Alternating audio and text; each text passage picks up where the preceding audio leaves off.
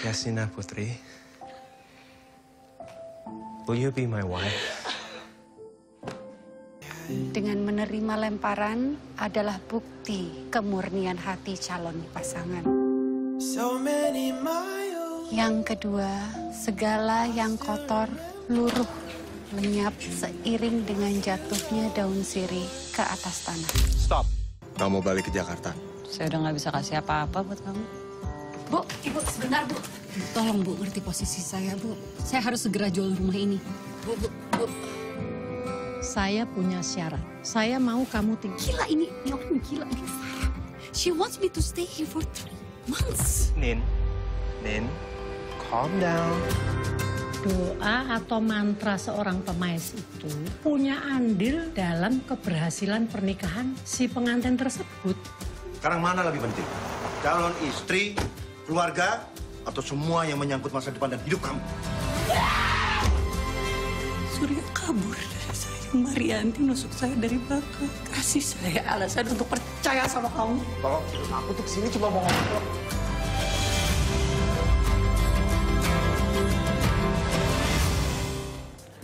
Oke, Good People, tadi habis lihat trailernya, pasti Good People semua penasaran nih kira-kira gimana jalan ceritanya atau kapan sih tayangnya di bioskop? Bener, pasti penasaran. Dan biar Good People nggak semakin penasaran, Langsung. kita akan ngobrol langsung sama pemeran utama dan juga sang sutradara film Mantan-Mantan. Ya. Halo, good afternoon. Halo, good Artika, Dok Serila, Arifin, dan sang sutradara.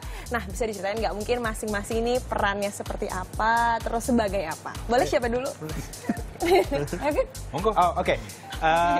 Ya, saya berperan sebagai Surya Iskandar di sini.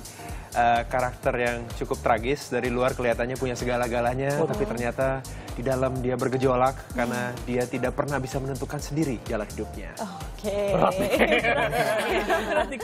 Oke, aku berperan sebagai Yasmina. Dia seorang manajer investasi yang berhasil. Dia juga punya segala-galanya.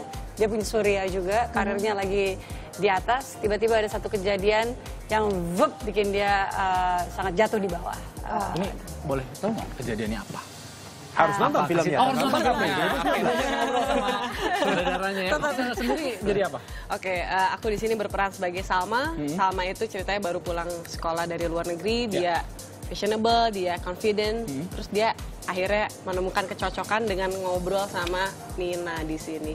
Oke, saya mau Farisat atau Eca ya, biasa dipanggil Eca. Berapa lama sih persiapannya sampai akhirnya bentar lagi nih tayang kan? Persiapan sih ada hampir setahun ya. Hampir setahun? Udah setahun kalau nggak salah. Tapi emang sebenarnya cerita ini dari sebelumnya, dari tahun 2014 udah dikonsep, udah dipunya, tapi baru ketemu jodohnya untuk diproduksi kira-kira akhir 2017 lah. Kesulitannya apa? Ini kan ada beberapa unsur budaya ya, kalau baca sinopsisnya gitu dan kaitannya sama budaya Jawa gitu kan. Cukup lama nggak sih risetnya? Ya lumayan. Berapa membantu lama? Buat para, terutama buat karakter Yasmina dan karakter Bude Marianti, which is yang diperankan oleh Tante Tuti Kirana. Ya, mereka melakukan riset yang cukup lumayan. Supaya mereka bisa berhasil gitu. Nah, buat Atika nih, kalau misalnya lihat di Instagram kan sempat ngepost, untung dalam kehidupan aslinya nggak pernah diginiin sama Rio ya kan. Nah, itu sebenarnya kenapa sih, misalnya kesulitannya apa nih memerankan si Yasmina ini? Terus unsur budayanya juga membuat sulit nggak sih? Sebenarnya gini, oke, Yasmina ini kalau diceritain terlalu ini ya jadi intinya Yasmina ini cewek modern yang pokoknya she got everything, she rules the world, pokoknya udah punya segalanya, tiba-tiba jatuh. Jatuhnya tuh sebenarnya awalnya karena dituduh investasi bodong, sebagai penyebab investasi bodong, itulah oleh nih bapaknya dia. Nah, udah kali itu aja sudah tragis ya kan, sama bapaknya calon suami. Nah, disitulah problemnya mulai gitu. Jadi ya mulai dari situlah Yasmina, tadi pertanyaan apa jadi bingung. Sulitnya apa? Observasi tentang budaya Jawanya. Oke, nah dari situlah Yasmina akhirnya mengalami kejatuhan yang terpuruk-terpuruknya. Dan yang menarik di sini adalah sebenarnya Yasmina ini kan gambaran dari cewek modern kebanyakan sekarang ya. Dia aktif, bekerja, millennials yang ya karir dan segala macam lah. Nah, di sini kalau kita ngomongin tentang cewek-cewek sekarang ini kan di dunia yang digital, yang serba cepat dan segala macam ini ya, kita kadang sudah jauh nih dari unsur-unsur budaya. Bukannya berarti tidak bagus gitu ya dengan digital dan lain-lain gitu, tapi ada hal-hal yang terlupakan. Dan yang menarik di sini adalah bagaimana ketika aku jatuh, justru aku menemukan jalan untuk kembali itu dengan adat-adat budaya Indonesia, ya, which is adat budaya Jawa.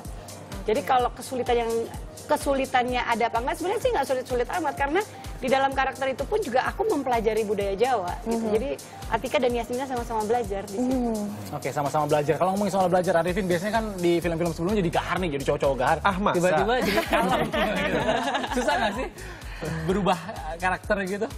Justru menarik, buat gue juga proses yang menarik. Karena biasanya kalau misalnya jadi yang gahar gitu, itu kan setiap adegan tuh harus sangat dominan gitu. Ibaratnya harus menuntun adegannya.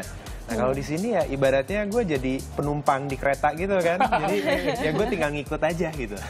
Jadi buat gue ya mindsetnya aja yang berubah. Dan gue sendiri juga kadang-kadang gue jadi gemes sama karakter gue sendiri gitu ya.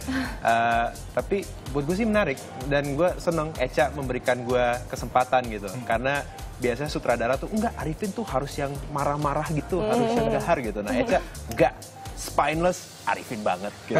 Spineless, oke. Next nih buat Oksel kan udah vakum selama 5 tahun nih. Terus ini baru mulai lagi, acting lagi. Gimana nih cara beradaptasinya lagi? Oke, ya namanya udah 5 tahun vakum ya. Terus apalagi sebelumnya aku sempat jadi akhirnya beralih ke belakang layar, aku ngedesain segala macem. Ya pasti ada rasa-rasa, waduh gimana nih gitu kan. Ya cuman akhirnya itu tertutup dengan excitement-nya karena kembali lagi dengan kekangenan dan segala macem. Terus didukung lagi dengan Kak Echa yang juga penulis juga direkturnya sangat tahu maunya dia apa. Jadi ngasih kita background saat reading tuh semuanya sangat detail. Terus pemainnya dahsyat-dahsyat semua, ada Atika, ada Arifin, Om Tio gitu. Semuanya sangat mensupport sehingga aku bisa mengejar itulah gitu istilahnya. Oke, saya mau tanya sama kalian semua. Apa sih perbedaan film ini dengan film-film lain tapi dengan genre yang sama? Beda banget. Beda banget? Beda banget. Iya. Apa bedanya? Ada nggak yang ngangkat masalah milenial sekarang dengan budaya kolaborasi dengan budaya? Iya. Gitu. Ada nggak? Kalau misalnya milenial kan maunya semuanya serba cepet gitu kan. Nah kalau misalnya budaya Jawa kan terkenal pelan tapi pasti gitu. Menikmati proses. Nah di sini juga ikut mengajarkan itu. Proses. Salah satu prosesnya proses keikhlasan. Proses keikhlasan. Echa dari direkturnya deh. Kurang lebih sama sih apa yang mereka bilang ya. Karena ini aku cuma bisa bilang ada dua yang pasti harus di film ini. Yang pasti bikin baper yang melegakan. Baper yang melegakan? Baper yang melegakan. Dan cara move on yang cool. Dah. Baper yang melegakan. Dan move on yang Jadi kalau move on jangan norak ya? Iya, harus cool. Oke, kalau gitu kasih alasan gitu kan. good people semua yang lagi nonton, kenapa harus nonton filmnya? Ayo Sel. Supaya nggak norak. Supaya nggak norak. Move on-nya cool. Bukannya cool. Supaya lu bisa move on. Bapernya melegakan. Bapernya melegakan, move on-nya cool. Arifin apa alasannya?